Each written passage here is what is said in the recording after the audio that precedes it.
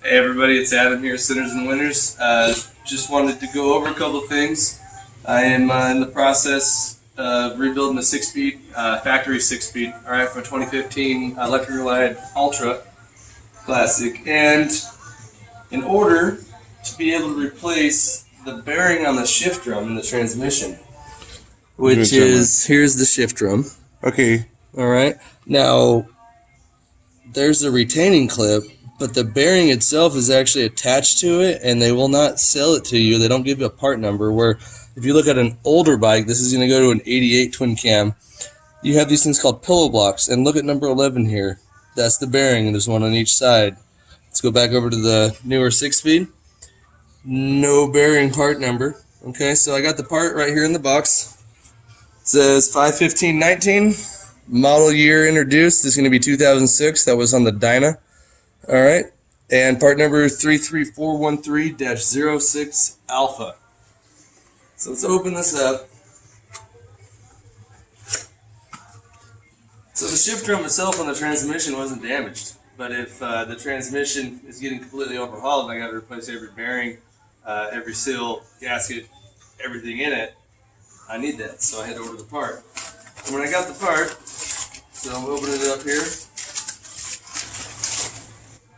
I came over and said, okay, cool. Here's that bearing. There's the black retaining ring there, okay? But if anybody knows anything about installing bearings, the common practice is you install them with the identification marks, whether it's letters or numbers, on the outside. Okay, that's kind of a mechanical standard. Hey guys, wanted to take just a second to elaborate a little bit further, talking about the shift drum bearing, talking about the writing on bearings facing outwardly.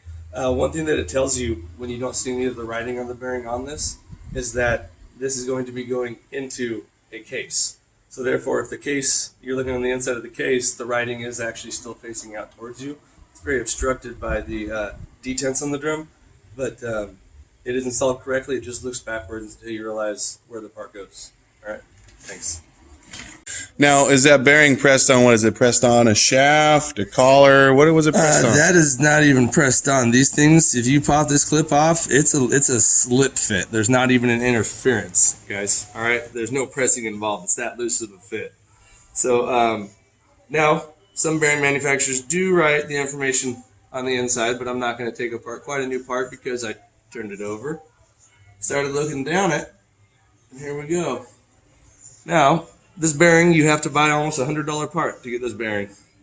So let's look down it for the country of origin on your Harley Davidson. I don't know if we can get it. You might have to put your hand behind it.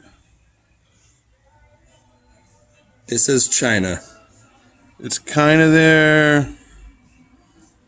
I don't know. Oh, there we go. Now you can see it. China. China. All right. And if we continue to rotate, we're going to end up getting part number, and I love this one since it's not in the book, guys, right? HD 9700 Fobble, F-O-B-L GBC. China. Yeah, it's not even on the microfiche, guys. So, yeah, just thought we'd share that with you guys. Always inspect your new parts. Sometimes you'll find things that need to be cleaned up, metal, other things on them. It does happen. And sometimes you find out it's made overseas in China. And I think that kind of sucks. So we will also be adding the dimensions of this bearing to the video or at the end of it, okay? And if there's an American bearing manufacturer out there that is able to build these, call the shop and we will order them directly from you, and we will never run this Chinese piece of shit again. So, right on, guys. Stay tuned. We have plenty more videos. We always got stuff going on here. So, hope to see you guys soon.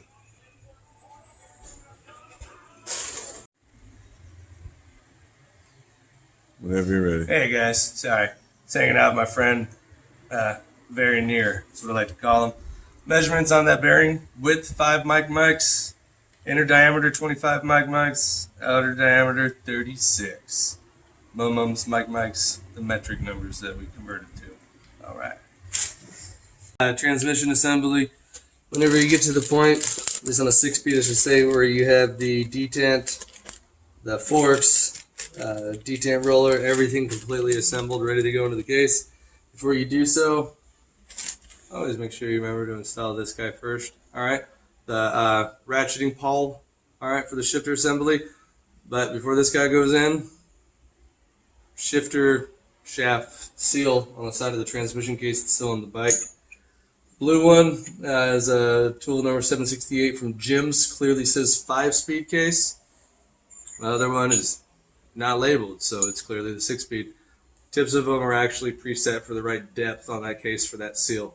So that way you don't ever have to sit there and measure out the depth setting of things. It's a lot easier to get a pre-made tool that is precision machined to that, and then just know that you're always true as long as your tool's not damaged. So just re-inspect the tool, make sure there's no issues near the tip where the seal's going to go, and be driven, and then drive away. All right, so shifter shaft seal. We added the installation tool. The important things, a lot of the stuff is okay, so let me correct myself here. Bearings and seals have a common thing for installation. 9 times out of 10 or something, right? The writing is going to face the outside so you can read it. On this particular one, you can see that there's a bowl coming up. All right. This is going to be your outer portion with the writing on it. And you can also look at the inside of it. You're going to get the split, and you can see the spring. If you see the spring should always be on the inside. It's really hard to see. It's in there. I'll take your word for it. I'm not going to keep doing it. If they want to, they'll figure it out. Yeah, we'll buy another one and rip it out. Yeah. So, cool. All right, so 6-speed in the end, just final check or inspection. That'll fuck you up is the book. Shows all of them, all the gears in line making arrows kind of pointing this way, all right? Well, that's not true because we're going to go onto counter shaft. 1, 2, 3, 4th gear, all right? 5th gear. See that? How it changes the directions, but it lines up with this one. The book has an incorrect illustration here. So, yep. All right, hey guys, after going over that part, I just wanted to make sure everybody's understanding kind of more so where the shop comes from on this. We are personally disappointed in the motor company, corporate Harley-Davidson, for outsourcing these type of components. I mean, cutting quality to increase profits.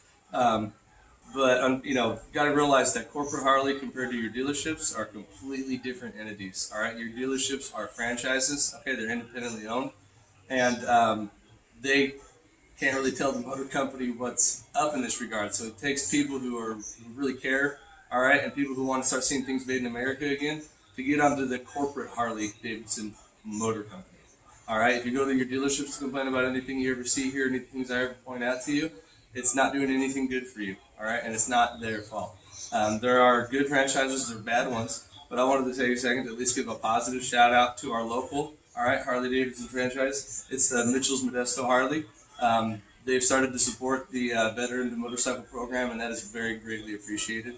Okay, any kind of help is just getting us that much closer to getting another vet on 2 wheels. So that is a really awesome franchise. All right, I recommend anybody that needs anything to go down there. All right, or if you guys like to look at the new paint jobs, stuff like that, I like to browse that place myself.